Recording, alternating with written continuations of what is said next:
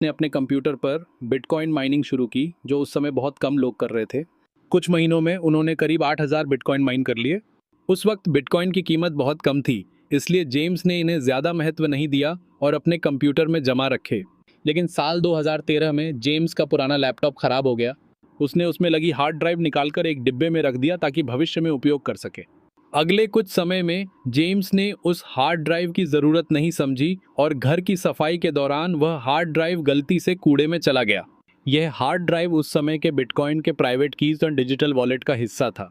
इसका मतलब था कि हार्ड ड्राइव के बिना वह बिटकॉइन एक्सेस नहीं किया जा सकता था। जैसे जैसे बिटकॉइन की लोकप्रियता और कीमत बढ़ी, जेम्स को अपनी गलती का एहसास हुआ।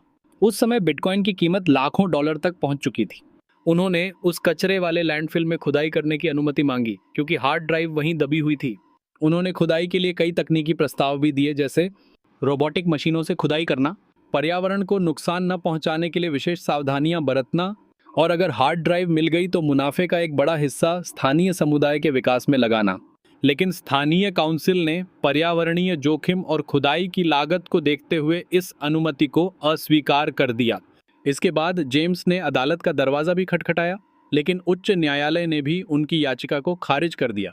करीब 12 साल तक लगातार कोशिशें करने के बाद जेम्स ने साल 2025 में हार मान ली और अपनी खोज बंद कर दी।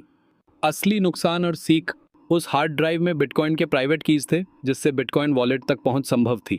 हार्ड ड्राइव खो जाने से वह बिटकॉइन पूरी तरह खो गया। उस वक्त बिटकॉइन की कीमत महज कुछ डॉलर थी, लेकिन अब लगभग 8,000 बिटकॉइन की कीमत करोड़ों डॉलर में है। यह घटना डिजिटल संपत्ति की सुरक्षा में लापरवाही का बड़ा उदाहरण है।